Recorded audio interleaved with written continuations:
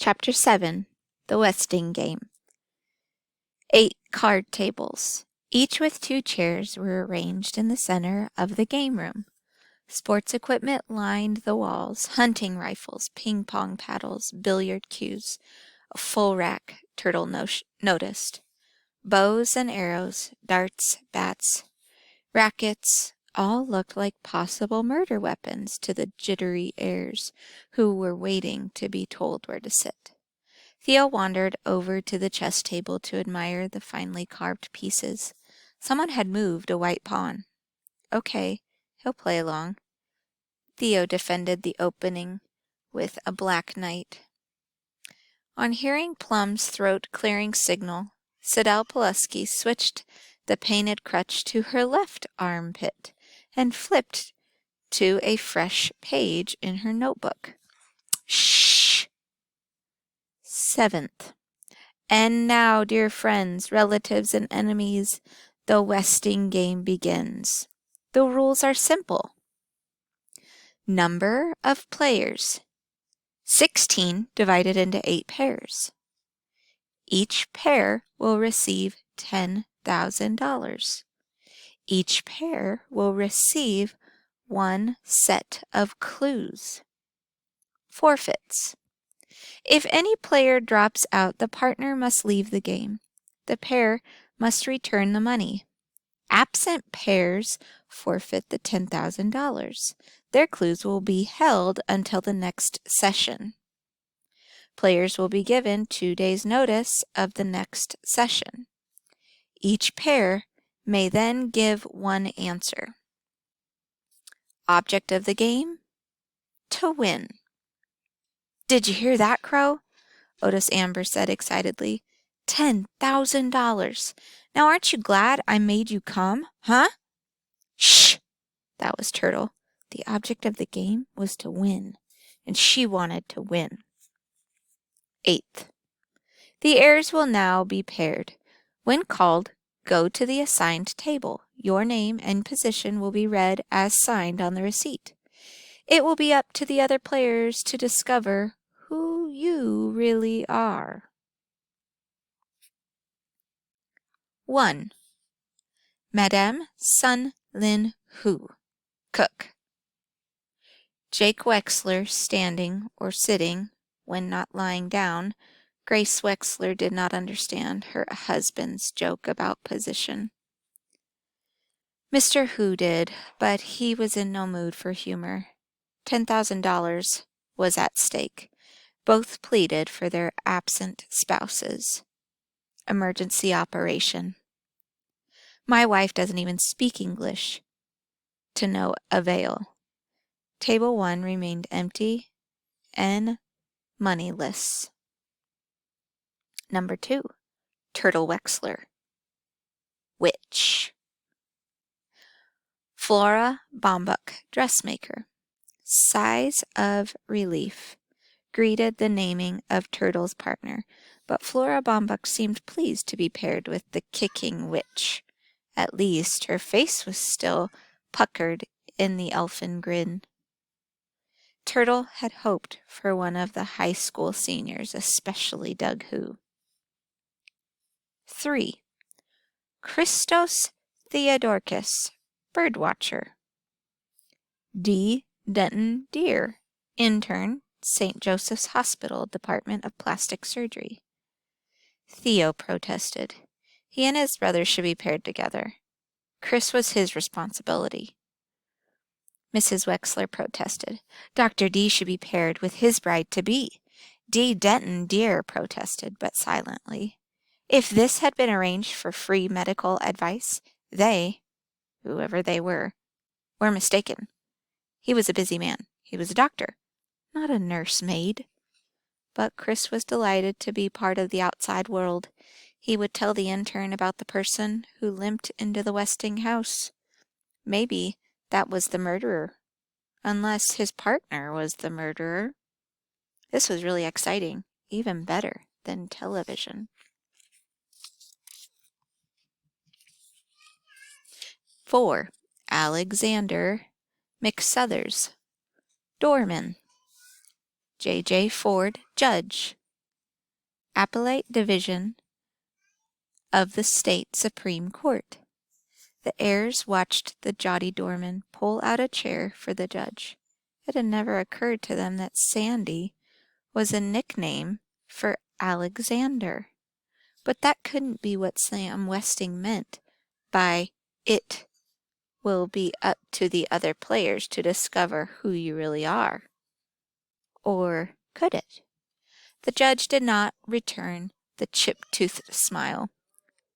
Doorman, he calls himself, and the others had signed simple things, too. Cook, dressmaker.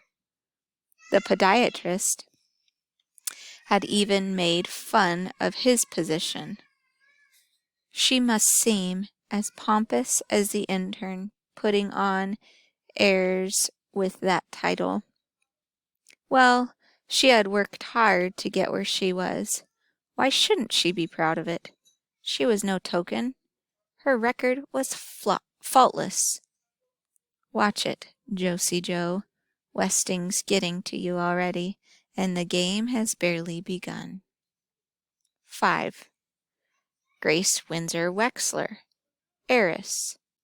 James Shin Hu, restaurateur. Grace Windsor Wexler ignored the snickers. If she was not the heiress now, she would be soon. What with her clues, Angela's clues, Turtle's clues, Denton's clues, and the clues of Mr. Hu's obedient son. $5,000 lost. Oh well, who needs Jake anyway? She'd win on her own. "You'll be happy to know that Mr. Westing was really my Uncle Sam," she whispered to her partner. So what, thought Mr. Hu, $5,000 lost. He should have told his wife about this meeting, dragged her along. Sam Westing, the louse, has cheated him again. Whoever killed him deserved a medal. 6. Bertha Erica Crow, Good Salvation Soup Kitchen. Otis Amber, deliverer. The delivery boy danced a merry jig, but Crow, her sore foot squeezed back into her tight shoe, headed for table 6 with a grim face. Why were they watching her? Did they think she killed Wendy? Could the guilty know her guilt? Repent! Crow limps, Chris Theodorcus noted. 7. Theo Theodorcus, brother. Doug Hu, first in all-state high school mile run. They slapped hands, and Doug jogged to table 7. Theo moved more slowly. Passing the chessboard, he saw that White had made a second move. He countered with a black pawn. Maybe he should not have written brother, but, like it or not, that was his position in life. Chris was smiling at him in pure sweetness, which made Theo feel even guiltier about his resentment. "I guess that makes us partners, Miss Polisky," Angela said. "Pardon me? Did you say something?" Sidel Polisky, Secretary to the President. Angela Wexler, none. Angela stepped tentatively behind the secretary, not knowing whether to ignore her disability or take her arm. At least, her crippled partner could not be the murderer. But it was embarrassing being paired with such a... No, she shouldn't feel that way. It was her mother who was upset. She could feel the indignant anger without having to look at Grace. Her perfect daughter was paired with a freak. What good luck, the hobbling Sidel Polisky thought. Now she would really be noticed with such a pretty young thing for a partner. They might even invite her to the wedding. She'd paint a crutch white with little pink nosegays. Denton Deer was troubled. What in the world did Angela mean by none? Once again, Edgar Jennings Plum cleared his throat. "Nasal drip," Denton Deer whispered. confiding the latest diagnosis to his partner. Chris giggled. What's the crippled kid so happy about? The intern wondered. 9th. Money. Each pair in attendance will now receive a check for the sum of $10,000. The check cannot be cashed without the signatures of both partners. Spend it wisely, or go for broke. May God thy gold refine. A piercing shriek suddenly reminding the Westing heirs of murder. While passing out the checks, the lawyer had stepped on Crow's sore foot.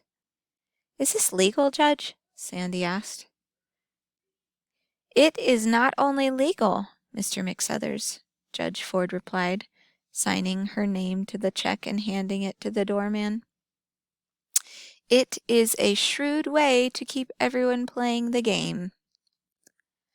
10th. Each pair in attendance will now receive an envelope containing a set of clues.